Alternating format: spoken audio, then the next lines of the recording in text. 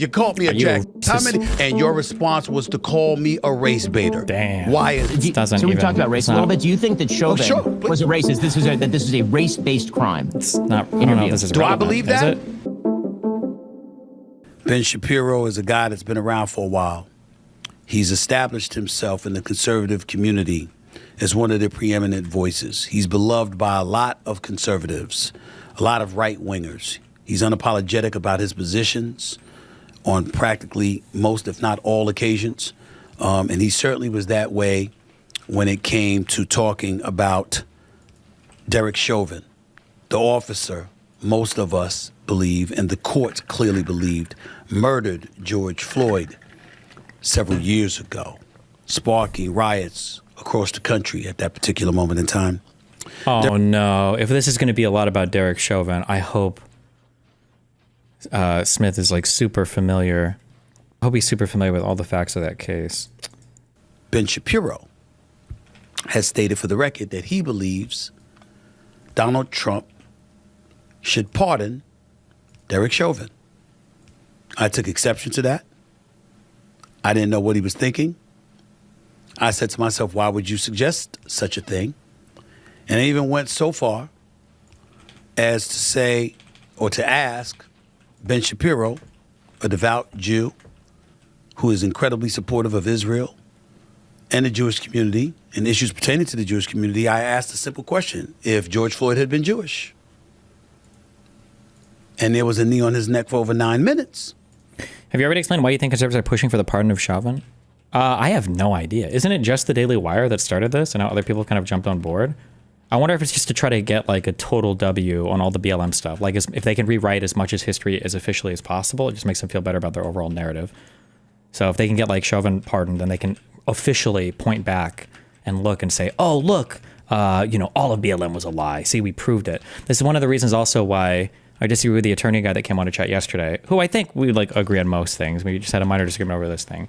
But when he was talking about how like it's not really that important if a warrant gets issued for the Trump admin or not, because at the end of the day, is anything going to happen? I think it is important to get these victories. And like you see the conservatives fighting for him, right? Like they think it's important to get this guy pardoned. Like at the end of the day, does it really mean anything? I mean, not really, but it does, because now they can carry forth that narrative that, look, not only is BLM built on a lie because the stats were bullshit in the beginning, and not only was BLM a lie because the organization itself was highly fraudulent, which it was, right? BLM was also a lie because the main thing that set it off, the George Floyd killing, that Chauvin didn't even really kill the dude. And thankfully Trump noticed that and he pardoned the guy and, With his own platform, which is very formidable, I might add. Holy shit, this is the longest intro ever. Accused me essentially of race baiting. Says it's something that I do all the time. Says he's got to turn down the volume every time I'm speaking. He said a lot of things about me. And to his credit, when I invited him on the show to have a man-to-man conversation, he did not hesitate. Man-to-man. He actually was supposed to do this days ago. I had to postpone. So, giving credit where credit is due, giving him an opportunity to express whatever it is that he wanted to express to me, about George Floyd, about the whole situation involving his murder at the hands of Derek Chauvin and beyond, I was more than happy to do so. I think it's safe to say that both of us might have learned a little thing or two from this conversation we had. Oh, boy. How pleasant was it? How tense was it? You'll have to watch to see for yourself. I'm not going to give away the details. All I'm going to tell you is that it's worth watching. And keep in mind, it's me leaning on what I always tell y'all. You might think differently than me politically. You might come from a different ethnic background. Your ideology may not be the same as mine. I'm a centrist who leans left. He clearly leans right. I'm not one of those people who believes because you don't think the way that I think, that you should be vilified and excoriated and what have you. Just because you think differently than me doesn't mean I'm going to shut you down and I don't want to hear a damn word that you have to say. I'm not built like that. I believe grown-ups get together and talk and hash things out in a respectful and decent manner. He called me a jackass. I don't know whether he's capable of doing what I just described myself as doing and being. But I'm about to Did you see find Harry out. Sisson's Twitter response? Nope. This is a listening session. Asking what I want to ask, but listening to his point of view and his perspective. And showing him the respect any decent human being deserves. That's what I'm going to do with Ben Shapiro up next. Ben, how are you, sir? How's everything? Thank God, doing well, Stephen. How are you doing? Okay, I want to ask, and I asked this affectionately. I'm not trying to be incendiary. You called me a Are you a jackass. racist? How many dudes do you call a jackass, and then you go on this show? Could you tell me that? Could you answer that one first? Hey, I appreciate you having me on, and the invitation, as you know, is open the other way around. It's shockingly, the answer is probably a lot, actually, in terms of the number of people who I've called a jackass who I've then actually become friendly with, or who I've had on the show, or vice versa. So you're in this business, you know it. I got you. I'm not overly offended. Trust me on that, all right? But thank you for coming on the show. So let's get right into it. As you know, I spoke out against your petition to get President Trump to pardon former Minneapolis police officer Derek Chauvin. For those that don't know, Chauvin was sentenced to 22 years in prison after being convicted of unintentional second-degree murder, third-degree murder, and second-degree manslaughter of George Floyd. I wondered if you would feel that way if the officer was black and the victim was Jewish. That was what I said. Damn. And your response was to call me a race baiter. Damn. Why is that, Ben Shapiro? Well, to me, the entire case against Derek Chauvin was rooted in a sort of public racial essentialism that I thought was unnecessary to analyze the case. If I'm going to look at this case and just look at the facts of the case, the race of the person on the ground and the race of the officer are irrelevant, and we should treat it exactly the same, whether both people were black, both people are white, one person was Jewish, one person was not Jewish. The identity of the person on the ground, I think, should not be the deciding factor in whether or not Derek Chauvin was convicted of second-degree murder. It should be the situation, the facts of the case, the autopsy report, and all of the rest. And so the thing that I actually objected to was the suggestion that my opinion would have changed rooted in the, say, racial or religious identity of the person who died, as opposed to the racial or religious identity of the person who was the police officer. I just don't think that that's how we ought to decide criminal justice cases in general. In fairness to you, I can understand that in general. Damn it, in most instances, I can agree with that. But those are cases that we hear about. I'm talking about the visual impact. So let's stay right there, Ben. I am a black man, and I see this black man on the ground, face down, handcuffs behind him. Face is imprinted into the pavement. The knee of the police officer is on the back of his neck. He's literally saying he can't breathe, to one point crying for his mama. And it happens for over 9 minutes. I understand from a technical perspective, from a specific analytical perspective, forensic evidence, et cetera, fentanyl in the system, et cetera. I got all of that. My point is, and my question to you at that time was, oh God, seeing that, how could you have another opinion? How could it be based on the preponderance of evidence that you threw into the fray in order to ask for this man to be pardoned? I'm just going by, like, there are certain things that you just see, and 1 + 1 = 2. So, I mean, Stephen, actually, if you go back to my tweets at the time, May 30th and June 1st, if you look at my tweets, I'm saying the same kind of things you're saying right now. I'm saying the same kind of things at that time that everybody else is saying, seeing the tape, because there's no way to look at the tape I saw that. and not be sort of shocked by what you're seeing on the tape, obviously. And then I think that the mark of a reasonable person is to change your opinion as the evidence changes. A lot of evidence emerged between the time that the tape was released, that horrible 9-minute tape, and the time the conviction actually happened. I mean, there's a full trial. There were oh boy. Let me use the restroom real quick before we get into every bullshit conspiracy that he brings up regarding this. 1 sec. Autopsy reports. There was witness evidence. There were other people whose testimony was taken. There were multiple medical specialists who were called. And so in looking at all of that, that's the way we're supposed to adjudicate whether or not a person deserves to spend 22 years in prison, not based simply on our immediate gut response to the tape. And again, I had the same gut response to the tape that you did, and I think that everybody did. I think actually that tends to be the gut response of people when we see a lot of police activity. Actually, it turns out that the police do a lot of things that look really rough on tape and really difficult on tape, and this was one of those things. And then as we later learned that, for example, the sort of tactic that Chauvin is using there was actually trained by the Minneapolis Police Department, right? Like, this is a thing that I wish I could, I need to watch the deals of the case because they address claims like this, like whether the police department trained them in this or not. Because he's saying this, but I thought they brought in a training officer to testify that they actually weren't trained that way. But I don't know because I didn't watch the trial, so I can't speak to this part.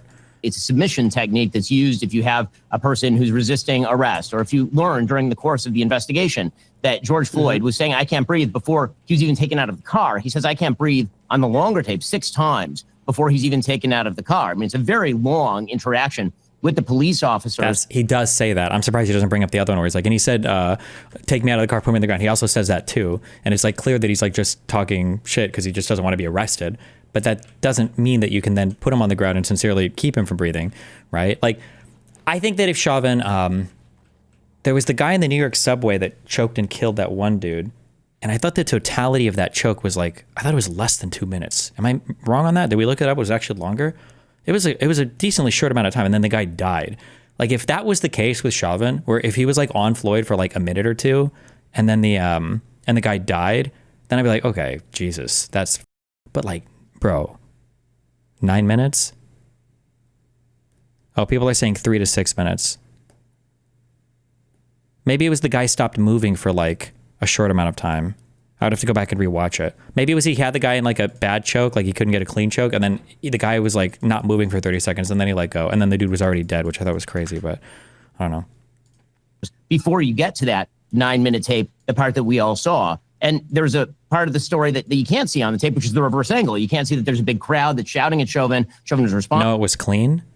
If it was clean, then the guy would have been passed out for 5+ minutes if he had a clean hold. Because if you had a clean hold on somebody, they're going to pass out in literally 5 seconds. To that crowd, one of the preliminaries to getting up off of Floyd that way is to call what's called a code 4, which is where it's an all clear, where you feel that the crowd is not a threat to you. People are saying the guy was motionless for 5 minutes straight. Okay, maybe then if he was, then I just don't remember correctly. I thought that wasn't the case, but I'd have to go back and check. In fact, even the EMTs who showed up to provide care for Floyd didn't call a code 4 when they arrived on scene because they thought that the crowd was too threatening. So once you take into account all of the facts, if your opinion doesn't change and the fact pattern is different from what you originally thought it was, then you're not doing your job as a commentator. So I can have the same gut response that you have when I first see that tape. The question is what you do when more of those facts emerge, when you do see more of that evidence emerge, when you do read the testimony and see the autopsies. See, but I believe, and this is just my belief, because in fairness to you, you're absolutely right. You did put out that tweet initially, and your position was it was shared by the Hannitys of the world, the Mark Levins of the world, and various others, obviously with a lot of people on the left as well, before the preponderance of evidence that you're alluding to came into play. I get that. So in fairness to you, I have to say that. But sometimes I'm going to say this to you because you're a pretty brilliant dude. Nobody can deny it with what you've accomplished with the Daily Wire, what you've been able to do in your career. I'm just reading something. You were a syndicated columnist at the age of 17, for crying out loud. This is who you are. This is who I'm talking to here. Is it possible that sometimes we could be so brilliant that our intellect gets in the way of common sense? For example, what I mean by that is this, Ben. It was a knee on his neck for 9.5 minutes. If that didn't happen, is he still alive? I'm not talking about today because anything could have happened to you. I'm just saying the fact that Derek Chauvin's knee was on his neck, that to me should speak for itself, because if the man is clamoring for you to get off the back of his neck while you got him handcuffed into the ground, okay, why is it wrong for us to stop there and say, that was excessive on the part of the police officer? And I don't know if Stephen Smith is aware of this exactly, but he stumbled into it's like the eggshell argument or something, that when you're in control of a situation and you're dealing with another person's body, like you have to treat them under the assumption that they're like an eggshell or whatever, that some relatively minor interaction for some people might not be that threatening, but for other people it could cause them to die. Like you have to treat them as such, and you'll be held accountable as such. That you can't just go up to every person and assume. Like there's an argument to be made that even if he died of a fentanyl overdose, Floyd or Chauvin still would have been responsible because the guy was, or if he had some medical condition, he would have still been responsible because the guy was under Chauvin's custody, basically, right? He was being detained by him. That's not an excuse to thin skull rule. Is it the thin skull rule or is it the eggshell rule? Wait, this might be the thin skull rule, and the eggshell rule has to do with insurance shit or whatever, but it's whatever. The concept is what I'm talking about. Because you had him contained. He wasn't a threat to you. What's wrong with that thinking? Okay, so there are a couple of things that could be argued by the defense, and in fact were argued by the defense in this case. One of them, again, was that this was a trained technique by the Minneapolis Police Department to keep somebody in this position so long as you have not called a code 4, which is where you say there's an all clear, and now you can move the person who's on the ground into the ambulance for example, if you've already called the ambulance, or back into the police vehicle. When it comes to the actual question as to causation of death, right, you have to be the proximate cause of the death. It's not just enough for it to be a contributing factor, because it turns out that increased stress can cause death in a person who has a human heart that is significantly larger than normal. Oh man, I need my criminal lawyers. No, this applies to civil shit too. Proximate cause, in this circumstance, I don't believe. So proximate cause, I think, is like, how much did a person's actions contribute to a thing?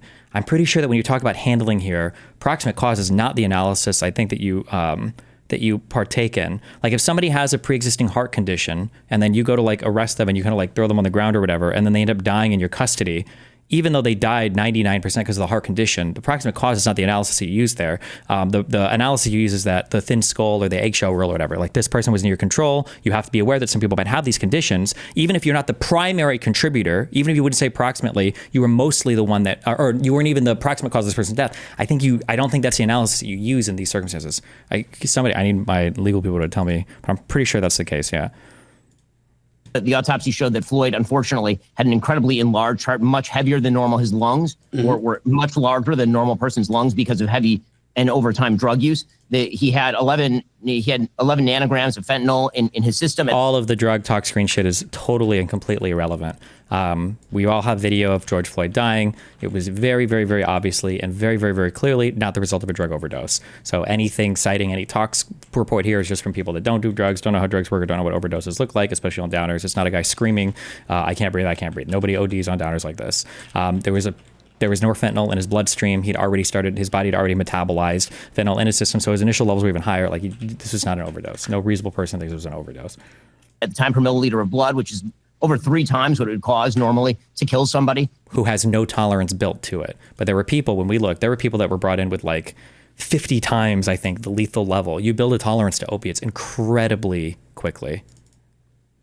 The original autopsy report openly said that if George Floyd had been found in his house in the same exact physical condition, they would have called it death by overdose. So, all of these things. But he wasn't found, he wasn't found, in his house after somebody had put a knee on his neck. Like, he wouldn't have overdosed.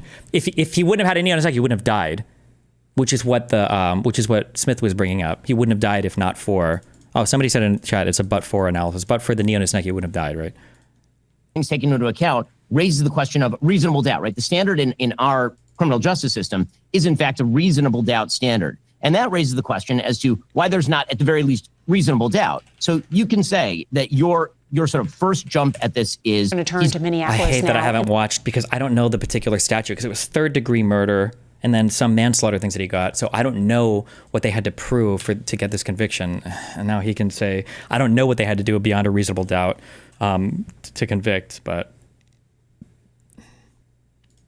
In more crucial testimony in Derek Chauvin's murder trial, Chauvin's lawyer has claimed that the fired officer did what he was trained to do.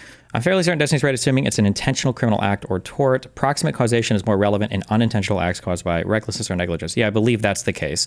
So, like, for instance, if you, I don't want to stumble into a thing, or my own criminal, or not, sorry, civil thing.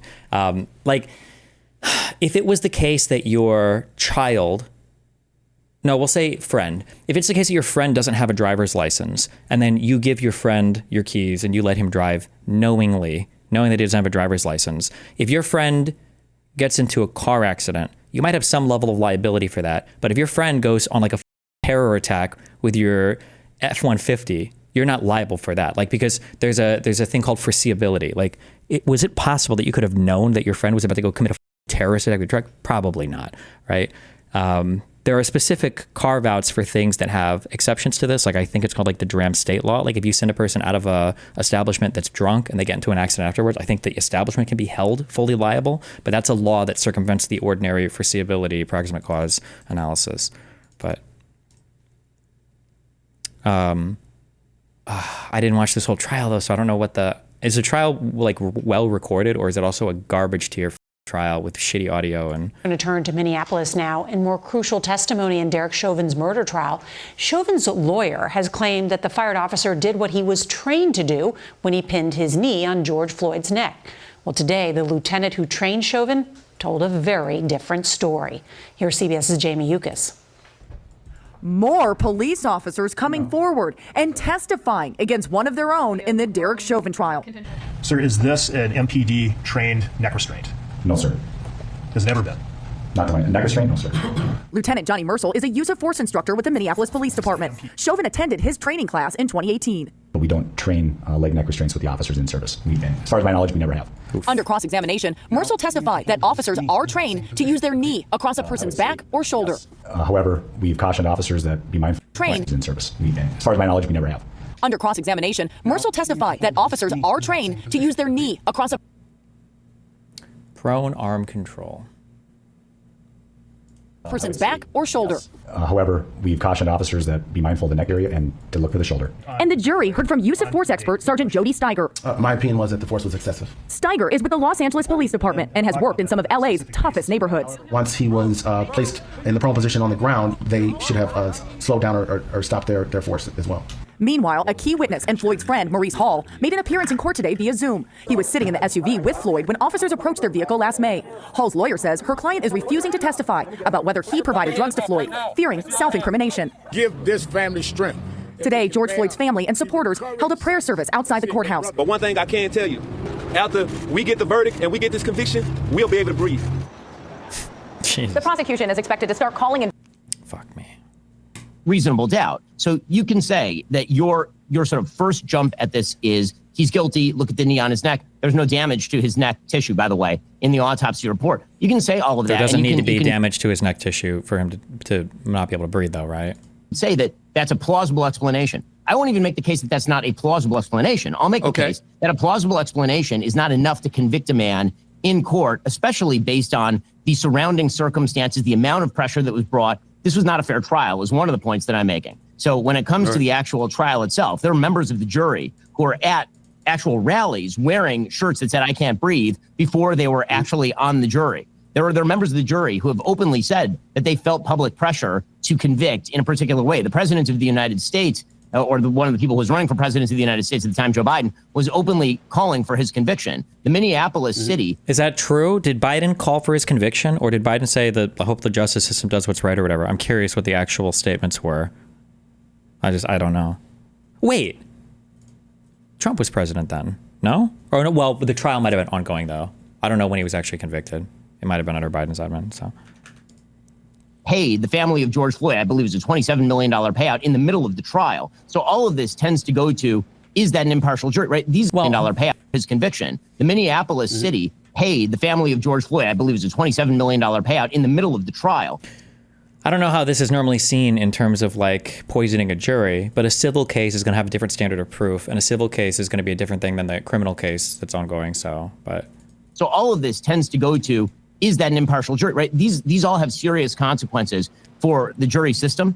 And so there's really a few separate questions. One is, was Chauvin responsible for Floyd's death? I think on that question, I would say no. You can say yes. I would say at the very least there's reasonable doubt. And then there's the question of the amount of pressure that was brought on the jury in this particular case to bring a verdict. This was the most highly publicized trial of the modern era by a long shot, because the incident itself had spurred so much public angst and outrage and massive protests involving 20 million people and riots that had cost the taxpayers some $2 billion, or insurance companies some $2 billion. It was the most highly publicized trial probably since the OJ trial. And because of that amount of public pressure, did Chauvin receive a fair trial is obviously a very crucial question here. But it sounds like your position is that this is more of a political issue as opposed to a policing issue. And what I would say to you as a black man in America, that there are times, and there's a preponderance of evidence throughout the years that shows that policing has been an issue as it pertains to black men, which is one of the things that we constantly bring up. So when that incident happened, I'm thinking about the officer himself, Ben Shapiro, and his intent from the standpoint, you're having your knee on the back of his neck. No matter what, from a medical perspective, we can deduce may have transpired in the end if you didn't have your knee on the back of his neck for that amount of time or exceeding 9 minutes, this would not have been the outcome. And because you were insensitive to that, as a trained police officer who should know better, there should be a level of culpability that comes in your direction. So when somebody looks at you, I look at, and this is where I want it to go as well, I'm looking at a Ben Shapiro, and this is what I meant when I asked the question about you being about if George Floyd was a Jewish person. I owe you an explanation for that, so I want to give it to you right now. You are known as a proud Jewish individual, incredibly supportive of the Jewish community, being amongst them, Israel, other things. And I was bringing this up because I said, if that were a Jewish person, the conclusion that you ultimately reached, would you have been patient enough to draw that conclusion, peeling from the information that was deduced on an objective level to reach the conclusion that, hey, you know what? I don't think he should have been put in jail. That's where I was going, because I know how defensive, or I shouldn't say defensive, but a defender of the Jewish community that you are. And that's what I was thinking along those lines. I mean, but I certainly hope so, because I can name you a dozen Jewish criminals who absolutely deserve to be in jail, right? And Jeffrey Epstein was a Jew. No, I'm just talking about that kind of what? Jewish criminals that deserve to be in jail. We're talking about a guy or a cop killing a Jewish detainee. I don't feel like it's the same thing, but okay. Converted hell, right? I mean, I think that I'm just talking about that kind of incident. And my point is that whenever, I'm also a lawyer, right? I mean, my identity as a Jew does not mean I have solidarity with a criminal who happens to be a Jew, or a person who's in a controversial law enforcement confrontation who happens to be a Jew. I mean, my job is to literally remove myself from and I think also that, as those original tweets show, I don't think that you have to have racial solidarity with a person in order to feel empathy for that person's situation. I think that the whole basis of a democratic republic, or us having a conversation right now, is the fact that we can speak to each other across racial and identitarian lines. Right. And so, again, I think that there are an enormous number of people in the country who disagree with me, by the way, who share both my race, and a lot of Jews who, I would say the vast majority of Jews disagree with me on this, or many white Americans who looked at George Floyd and had exactly the same reaction. And as you say, initially, I had the same reaction as you, and that had nothing to do with race. And so the kind of idea that let's put it this way, if race is a barrier to logic, then race is the problem, not the solution. Right? Let me ask you this. I mean, if you looked at, you said before that you didn't look at the autopsy report. They're bringing up the race thing a lot, and I guess my issue is, and again, I didn't follow the trial, so fuck me. Like, was this part of the argument that was at trial? Like, public arguments are not the same as the arguments presented to the jury. Now, you can argue, if Ben Shapiro is going to argue that the jury was tainted because of the public arguments, I mean, at that point, I mean, Jesus, what are you going to say? Every single person in the United States, like, can't sit on the jury? I mean, like, do you just not have a trial then? Like, it was covered, national attention. Like, what are you even supposed to do at that point? I don't know. You're not taking a lot of time looking at the evidence or the autopsy. What would it take for you to change your mind on the case, or is there nothing that could change your mind on the case because you saw the tape, for example? Well, it wouldn't take much, and this is why I said this, because normally... Like, the annoying thing is, like, this is, at this point, because we're talking about a conviction in criminal court, and I'm not trying to be a boring cuck, but the argument here needs to be heavily informed by a legal analysis, right? Like, I don't know if either of these guys know. I doubt Smith knows. Shapiro might know, and he's lying about it to win the argument. I don't know what the prosecution, I don't know what they needed to prove for the convictions that they got. I actually don't know, because it could be that both these guys actually completely agree with each other at the end of the day, but what they needed to prove what they needed to prove on the prosecution wasn't that Chauvin, beyond a reasonable doubt, wanted to murder George Floyd. It could just be that they needed to prove beyond a reasonable doubt that he did the actions that he did, and that led to his death, and there was a level of, like, gross negligence or recklessness there, or depravity or whatever related to human life or something. Like, that could have just been what they had to prove beyond a reasonable doubt, which is why you bring in expert witnesses like the cop from LA. An expert witness is somebody who can testify to something that they didn't directly observe, but can give their expert testimony on it and can generalize to it. That's why the prosecution maybe brought in people saying, does this look excessive? And they say, yeah, any officer should know in this circumstance to prove the depravity or whatever the act, or the recklessness of the act. But I didn't watch the trial. I don't know what they were trying to show to the jury, but this kind of, like, layman's argument publicly is a lot different than the criminal court argument that would have happened. Ben should know this, but whatever. I would look at the autopsy reports or whatever. You know, I saw people bringing it up as a arrest. Somebody said, I don't know if this is true or not, but somebody said, Destiny, the state needed to prove unintentional second-degree murder, which is an offense in the state. All you need to prove for that is the accused committed an unlawful act, for example, assault, and if the victim dies from that, then they are guilty. It's pretty disgusting. Ben is clearly lying to his audience, and he won L in law school. Okay. If that was the case for what they proved, because they said third-degree murder, murder 3, but I think murder 3 ends up looking like first degree and second degree murder mean different things in different states. So be careful of that distinction. Like murder 3 and murder 2 sometimes can have huge levels of like, they didn't intend to kill a person or whatever. So yeah, be careful of that.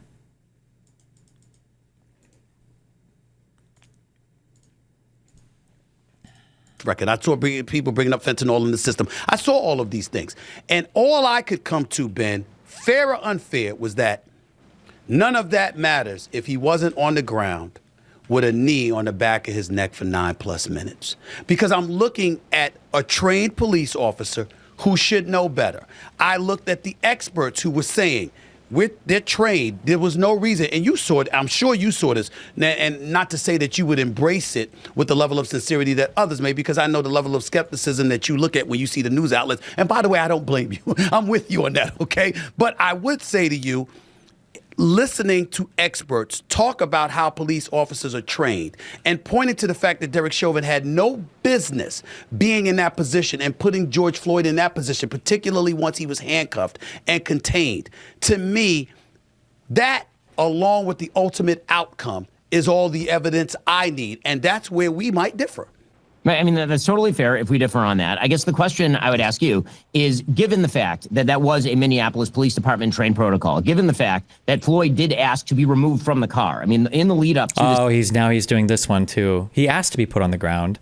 Like, this is not relevant. It doesn't matter. Situation, the part of the tape that nobody watches, he was actually outside the car. The police officers move him inside the car. He says he's claustrophobic, and then he claims 6 consecutive times that he cannot breathe while he's in the car. So if the idea is that it was the police officer's knee that deprives him of breath, he was already claiming that he couldn't breathe inside the car, suggesting he was already in the middle of some sort of medical event, right? Like, that's bullshit. Ben doesn't believe he was in the middle of a medical event, and he wasn't if you watch the video. He's just saying shit to not get arrested. I can't breathe. Oh, let me go. Get me out of the car. He's just trying to not get arrested, obviously. I don't think anybody thought he was legitimately in a medical event there. I don't think when you watch the video, it looks like he's in a medical event. He's just trying not to get arrested.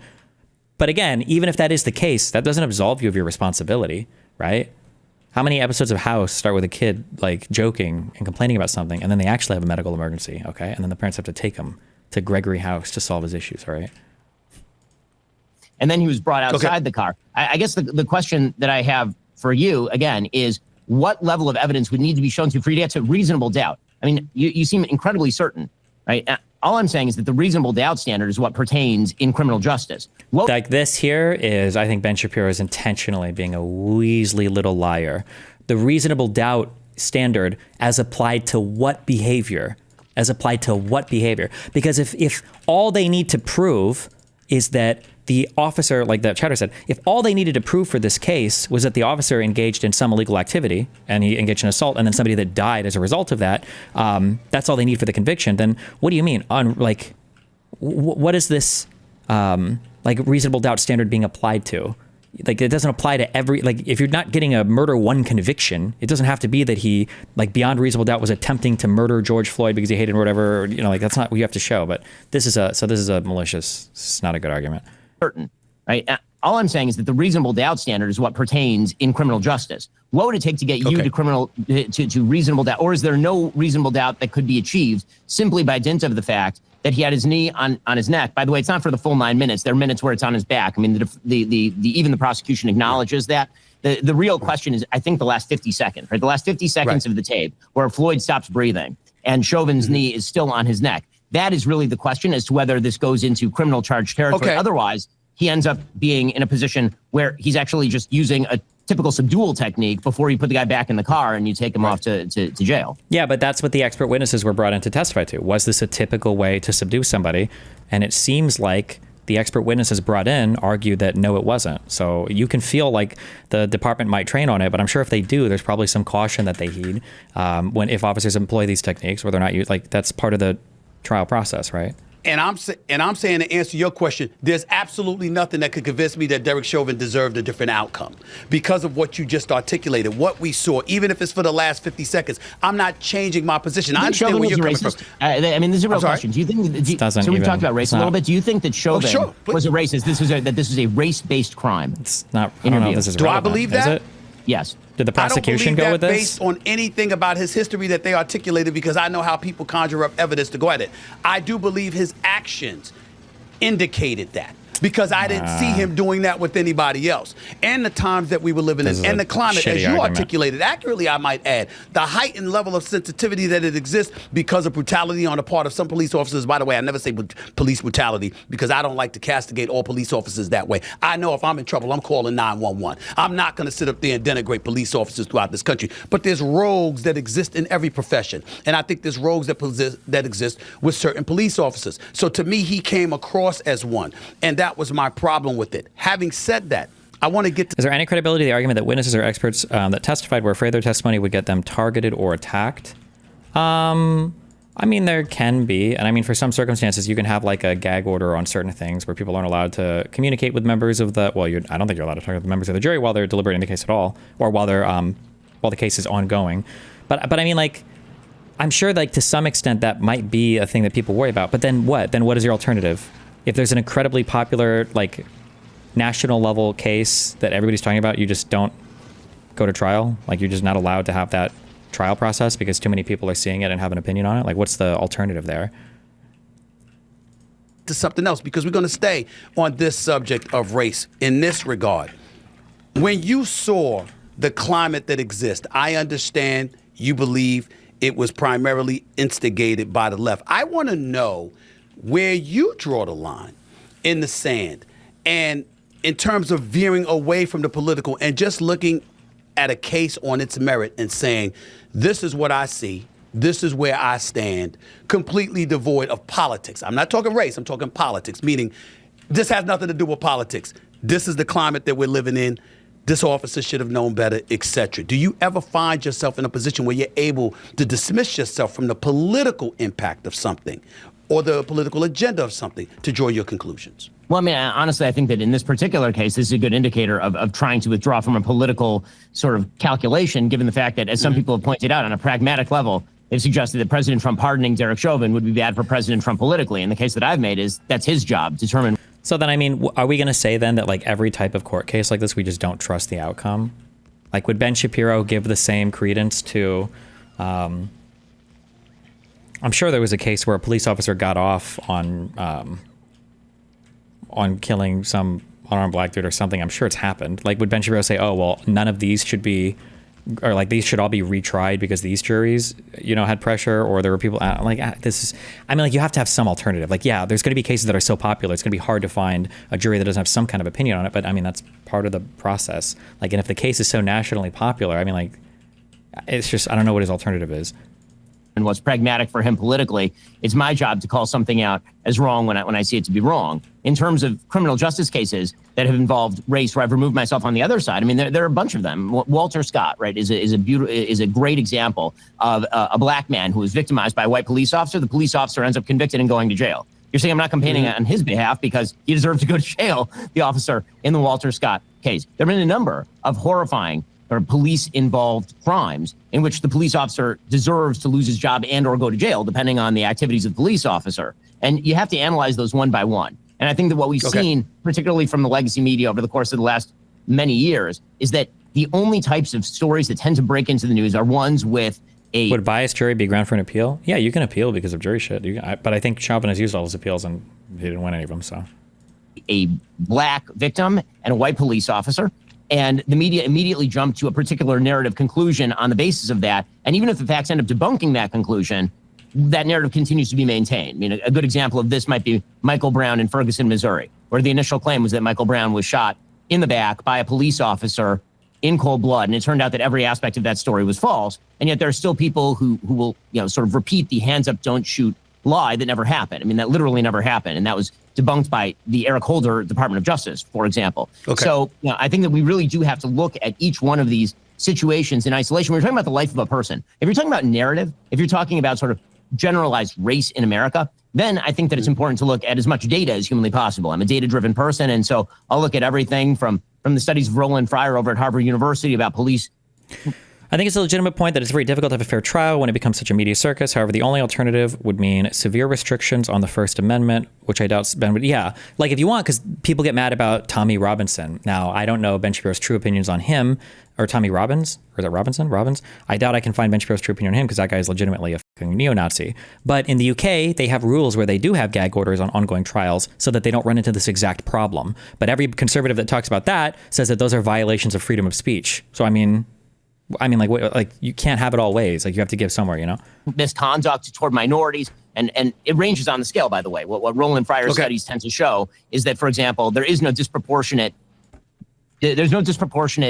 killing of black men by the police. There's disproportionate use of lower level uses of forces by police depending on the circumstance based on race. So that's something Roland Fryer has found at Harvard. Right, like that's the sort of conversation that I think is useful and interesting. But I think that when it gets telescoped into one particular case, and then that case is used as sort of the meta-narrative justifier, that's really negative, and that's really bad for the country. Because what we should be doing, you want to lose trust in the criminal justice system overall, telegraph all race relations into the OJ case, the Michael Brown case, the Derek Chauvin case, the George Floyd case. If you take all of America's race relations and you sort of... Would you be in favor of that? I don't know. I think there's an argument to be made for it, but I don't feel strongly one way or another. But it's another area where you can have legitimate disagreements on freedom of speech. And it doesn't mean one side is pro-freedom of speech and one side is anti-freedom of speech, like something like Asmongold would say. Like, freedom of speech has a cost. Every right you're afforded, positive or negative, has costs associated with it. There are pros and cons to almost everything you can imagine. And to pretend that it's wholly good to have freedom of speech and there's no drawbacks, or it's wholly good to have the Second Amendment with no drawbacks, is just dishonest. It's stupid.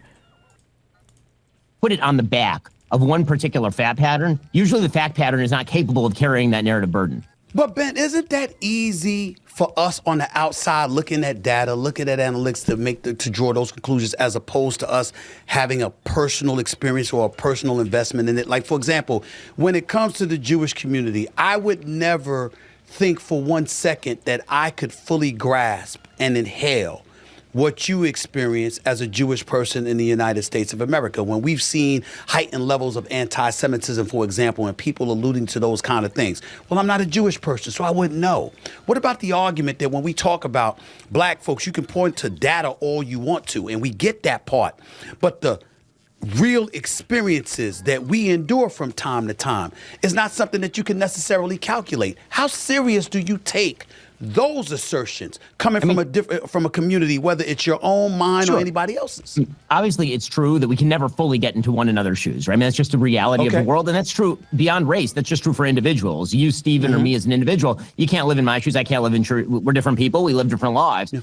But when it comes to making public policy, then the only sort of gauge that you can have really is the data. Because anecdotal evidence, you can't make public policy for millions of people based on anecdotal evidence, because you can't legislate people's feelings. I mean, this is sort of one of my things. You know, when it comes to trying to craft law, for example, making law based on the personal feelings of people's quote unquote lived experiences is a bad way to make law that is going to have to be generally applicable.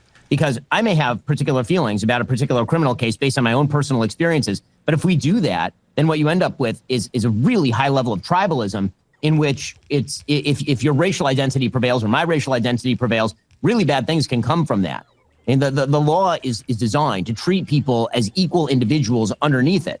And so, you know, the relevance of lived experience, that may play a part in us being able to understand one another as individuals if we're having conversation over dinner, or if we're giving advice to each other about our kids. But when it comes to actually making public policy, it's a different thing. Yeah, you got... I would the problem with conceptual things like this is I agree with what Ben Shapiro is saying conceptually, but in application we might end up disagreeing. Like, there are times where you might have a feeling personally about the logicalness of a thing, but you kind of have to take into account the emotional interpretation of things, because it can actually impact how things play out.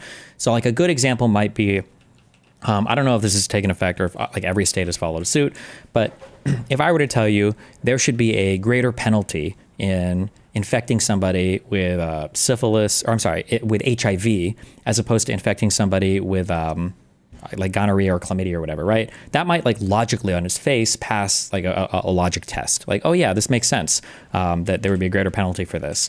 But if the effect, because of how people emotionally feel or engage with laws or whatever, people see that law and they're like, oh my God, I might, pass HIV onto somebody, now I've committed like a felony or something. This is like the worst thing in the world. So I'm just not going to get tested now for it, so that I can never be convicted under this law because I have to knowingly do it. Well, now you've got a case where you have a law that's written and it seems like logical and reasonable. Like, okay, yeah, we should hold people accountable for transmitting more deadly diseases to people. But if the effect of that law is because of people's emotional feelings about their chance of getting convicted or whatever are going to be to not get tested for something, okay, well, fuck, now this is stupid. So in California, they changed the conviction stuff to match, I think, for HIV. They degraded it to like a misdemeanor crime, the same as any other, I think, transmission of a disease. But the reason why is because if you treat it as a felony, people just won't get tested, and then now it's like pointless. You're causing more harm than good. But and you make a valid point about policy. When you talk about policy, you can't just go by personal experience. It's got to be the numbers. It's got to be the data. I totally get that. By the way, just as an aside before I get to my next question, lung expert testified George Floyd died because his breathing was restricted. So I just wanted to point that out now, because, again, that's with the weight on his neck. We got to remember that. But let me go to this. I mean, the Trump pardon, which you obviously was advocating for, would only affect Chauvin's federal conviction where he pleaded guilty for violating Floyd's civil rights. The pardon would have no bearing on his state sentence for second-degree and third-degree murder. Which Even if Minnesota like Governor 21 Tim years. Walz pardoned him, he'd remain in prison regardless of Trump's actions. Of all the things to ask President Trump to pardon, then, why this, Ben? Why this? So I've asked President Trump to do many, many things. This is certainly not the only thing that I'd like President Trump to do, ranging from tariff policy to foreign policy to tax policy. There are many things that I ask President Trump to do on a daily basis on the show. On this one, because I think that it was such a driver of a narrative that I actually do think is false and has been damaging in the United States, which is the idea that there is a tremendous amount of racial tension in America and that's accelerated over the past couple of decades. Yeah. Like, this whole argument that he's making right now is ridiculous. Firstly, I'm pretty sure that pardons carry with them an imputation of imputation. Is that the right word? They carry with them the idea that you're guilty of what you did. Like, you're accepting fault. I think that's what legal scholars generally side on. You're basically accepting fault if you accept a pardon first. Number one. Number two, is he implying that if this goes through, this pardon goes through, that it's like going to help race relations in the United States? That's wild.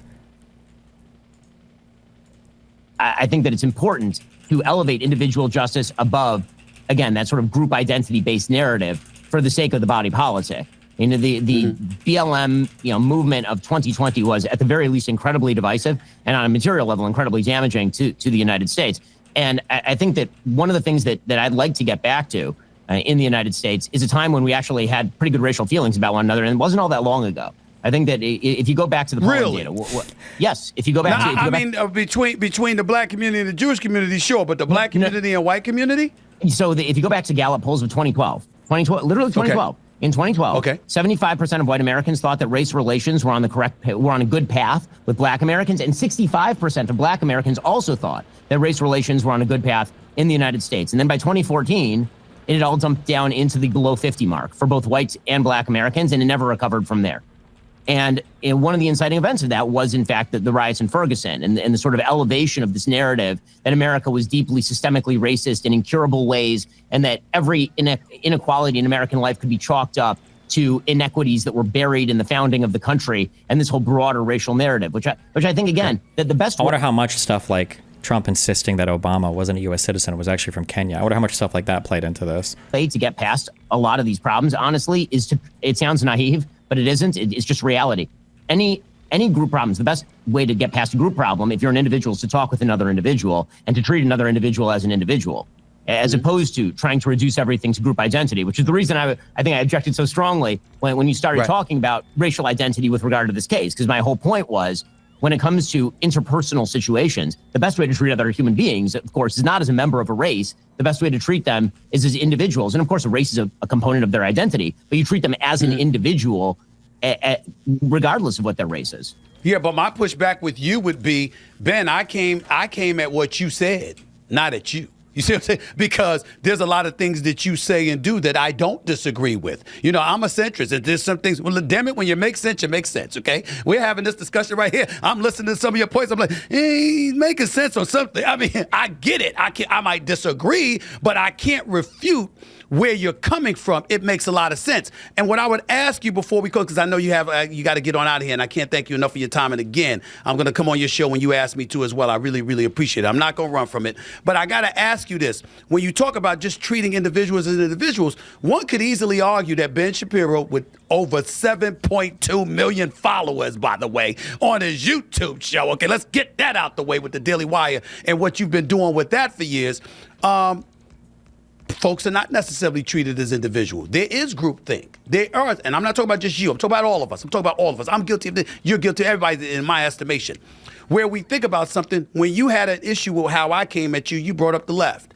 And I'm disagreeing with the left at least 50% of the time, but you associated me with the left. When you've disagreed with others, I've heard you associate them with a group as opposed to treating them as individuals. So that seems to be counter to what you just articulated. So I think that you're right to point out that I should characterize you as an individual with individual political views. Sure, I could do a better job of that. And when it comes to ideological grouping, I will say there is a difference between ideological grouping and, say, racial grouping. Right? Race is an immutable characteristic of who people are. No matter how many Kenny G tunes you listen to, Stephen, you'll still be a black man, and no matter and no matter what racial stereotype I engage in, I'll still be a nerdy Jewish guy. That's just the way it is. But when it comes to ideological groups are quite real, obviously, and so describing people as a member of an ideological camp, I don't think is targeting a group in the same way as it would be to target blacks as a group, or Jews as a group, or Asians as a group, or any other immutable characteristic. Hey, Ben, we're running out of time. I know you've got to go. I've got to go. I would love to further this conversation with you into the future. Your show, my show, and it doesn't matter. I really enjoyed the conversation, and I'm thankful that you came on. My last question to you, am I still a jackass? I just want to make sure. Am I still a jackass? I just want to know. No. Now you're the best, Stephen. That's how this works. I got you. Ben Shapiro, man, I appreciate it, man. I'm looking forward to coming on your show, and I'm looking forward to having you back on so we can further this conversation, because obviously we're both running out of time. Thank you for the time, man. I really appreciate it. Thanks a lot. Appreciate it. All right, buddy. What's up, everybody? Stephen A. Smith. Wow.